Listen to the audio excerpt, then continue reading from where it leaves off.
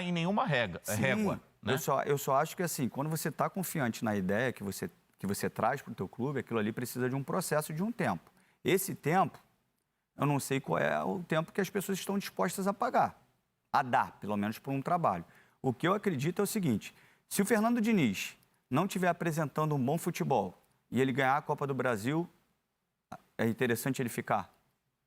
Se o futebol não estiver agradando. Por exemplo, esses 2 jogos que ele fez contra o Flamengo, que foram jogos de mata-mata contra uma das principais equipes grandes, ele construiu bem menos do que em outras situações. Foi um jogo, não vou falar abaixo, mas com menos qualidade do padrão Fernando Diniz. E se for ganhando assim, tá bom, até o dia que perde não serve mais. E se jogar bem pra caramba e não conseguir o resultado, manda ele embora. Então, qual é o prazo para o processo? Eu também não sei te responder. O Hernan deu uma informação, Pet, Karine, Rafa, amigos, importante. No entendimento da comissão técnica, a coisa começa a mudar de figura, os jogadores começam a ganhar entendimento no depois do segundo tempo na eliminação para o River. Que ali eles começaram a perceber o trabalho. Enfim, eles estão alcançando... Eu não sei, quer dizer, o São Paulo caiu na fase de grupos da Libertadores. Isso também é muito distante da realidade do torcedor de São Paulo, que é o maior campeão da Libertadores. Esse ponto que você tocou é importante, Guga. Só para me estender um pouquinho, se você olhar o futebol moderno hoje, são 2 extremos, abertos, fazendo um vai e vem. Dependendo do seu modelo, eles fazem muito mais o vai do que vem. Tem alguns que eles fazem muito mais o vem do que vai. Mas é um modelo moderno, né, com esses caras abertos. O Liverpool faz muito isso, flutua com Firmino, Salah e Mané. Né? Às vezes eles podem trocar de lado, mas essa é a função. O Fernando Diniz não trabalha assim. O Fernando Diniz, ele trabalha com ocupação de espaço. A Karine quer falar. Ele não trabalha com esses caras abertos, ele trabalha com um trabalho de formiguinha. Vai o bloco para um lado, um bloco para o outro, um bloco para frente, um bloco para trás. Eu acho que as informações são mais complexas. Em cima do que o Pedrinho e o Guga estão falando, eu acho que o que a gente tem que interpretar é: se não fosse dado tempo ao trabalho para ele evoluir, a gente não veria esse São Paulo atuando hoje. Os times do futebol brasileiro, eles têm que estar preparados, se estiverem embasados, se as comissões tiverem boas ideias, se o trabalho te entregar essa sensação e inclusive, o dia a dia te entregar essa sensação de evolução e de ideias sólidas por trás, os times do futebol brasileiro precisam estar preparados para perder, inclusive. E eles não estão. E é por isso que eles recomeçam o tempo todo. É uma porção de restart. Então, mas é muito louco, né, Rafa? O Flamengo recomeçou trocando o Abel para fazer o que ele fez no ano passado. Não tem fórmula pronta. Porque então, tem origens ruins de escolha. O São Paulo piorou sua dívida. O São Paulo contratou a profusão jogadores nos últimos anos. Esse ano só contratou o Volpi, que na verdade foi a manutenção, pagou o empréstimo dele lá, a cláusula que tinha para ele ficar definitivamente. Mas, então, assim... O que precisa? Precisa de resultado. Contrata, aumenta a dívida, traz um montão de jogador, libera um montão de jogador, troca o técnico, troca a diretoria de futebol.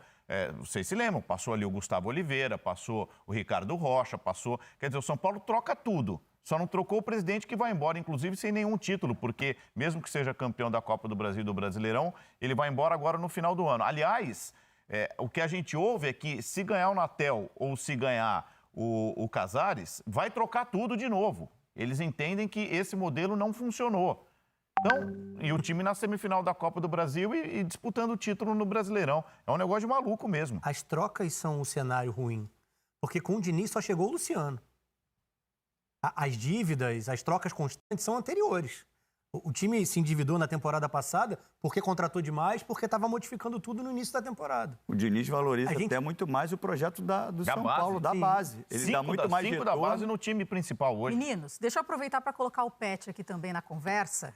Eu sei que a gente tem muita coisa para falar e é interessante também esse ponto de vista do Rafa, fazendo esse contraste também com o teu pensamento, o Guga, o Pedrinho também trazendo algumas provocações. Assim que é bom, a gente tem que trocar passes assim, Pet. Quero ouvir você falar sobre essa questão também do São Paulo, do mérito do Fernando Diniz, dessa questão do tempo que a gente está falando aqui. E o Guga levantou essa questão do resultado, que jogar bem vale a pena, mesmo que não venha resultado? Ou o resultado é o mais importante, mesmo não aparecendo um futebol bom dentro de campo? O que você pensa sobre isso?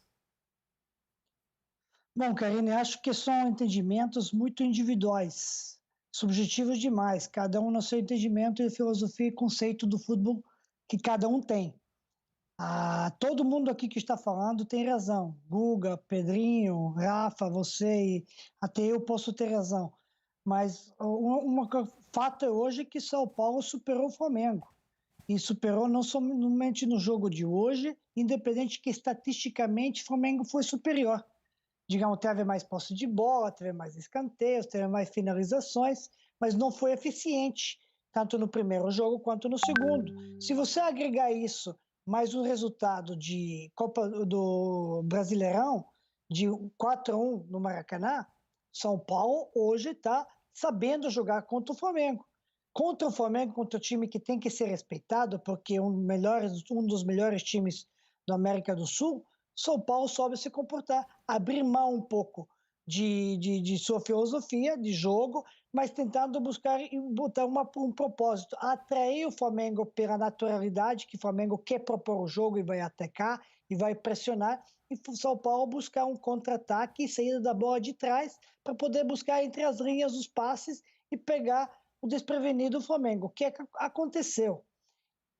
Logicamente, circunstâncias do jogo contam a favor do São Paulo. Nem sempre é assim no futebol, porque um gol muda tudo. Um pênalti acertado muda o placar do resultado. Se o Flamengo aproveita a penalidade máxima, poderia ter, mas sempre estamos naquela. E se?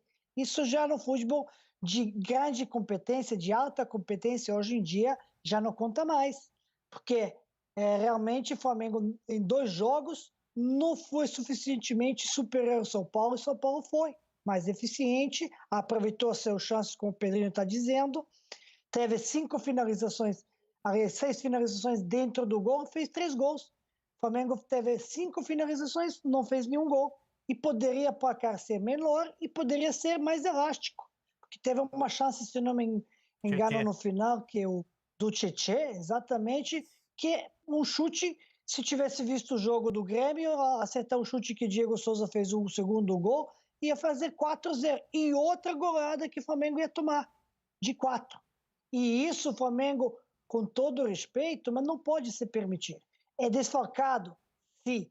Não está contando com um dos melhores jogadores, não podia contar. Nem com Gabigol, não podia contar com Pedro em grandíssima fase, nem com Everton Ribeiro em 50% apto para o jogo, tanto que jogou no segundo tempo. Agora, aquele gol que se toma no primeiro minuto, no segundo tempo, depois de um primeiro tempo que teve mais iniciativa, mais posse de bola, mais pressão do Flamengo, que o São Paulo teve simplesmente uma finalização do Luciano, muito pouco. O São Paulo não jogou, tanto que no intervalo a gente viu que vamos ter que jogar mais. Acontece gol no primeiro minuto, dá muita confiança, e time esse de São Paulo ganhou a confiança nos últimos jogos. Resultados mostram isso. Resultados maduros mostram isso. Conseguiu vitórias maduras.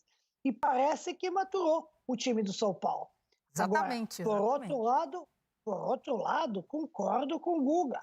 Ainda não ganhou nada. Tem pela frente um Grêmio na semifinal. É muito difícil. Um time copeiro. E o São Paulo está com sede do título há muito tempo. Será que vai ter paciência mesma para poder suportar isso? Ou uma sobrecarga de vontade de ganhar, vai partir para exemplo, a gente ganhou do Flamengo, agora somos melhores. Então, às vezes acontece isso com o jogador de futebol, que é ruim que acontece isso. Sobe um pouco de salto alto e depois perde tudo que construiu. Nesse momento, São Paulo está construindo uma bela temporada, dos resultados bons, está na semifinal da Copa do Brasil, está um passo de assumir a liderança do Campeonato Brasileiro, porque tem jogos ainda a realizar, tem 3 jogos a menos. E o Atlético, estamos vendo que o Atlético hoje perdeu em casa contra um time que luta de zona de rebaixamento, em vez de firmar sua liderança com o jogo a menos que tinha. Perdeu essa oportunidade. Então, quem achar que já está ganho, que é superior, pode se enganar. Então, psicologicamente, ainda o futebol conta muito do lado psicológico. Pedrinho sabe disso muito bem, eu sei disso muito bem. Você tem que ter com autoconfiança, isso conta muito. O Flamengo, ano passado, ganhou tudo porque subiu a autoconfiança, mas não deixou de cair peteco de responsabilidade, de seriedade, de disciplina. O tempo todo, o Jorge Jesus cobrava isso do Flamengo. Um pouco ganhando o jogo, brigando ainda, para não relaxar. Então, relaxamento não tem espaço hoje em dia. Por quê? Porque times brasileiros, e o Campeonato Brasileiro, e os times aqui, principalmente do Ponta, são muito equilibrados. A gente vê um Palmeiras que faz isso de repente ganha todos os jogos. Agora São Paulo, a gente viu isso com o Inter, viu depois com o Fluminense, viu isso até na Série B, podemos ver isso. Hoje Inter buscou, perdeu do Coelho. Então, futebol é golado. Então, você precisa manter esse nível de competência, de confiança, de seriedade, de disciplina e sempre ir em busca de melhorar. E todo mundo pode melhorar.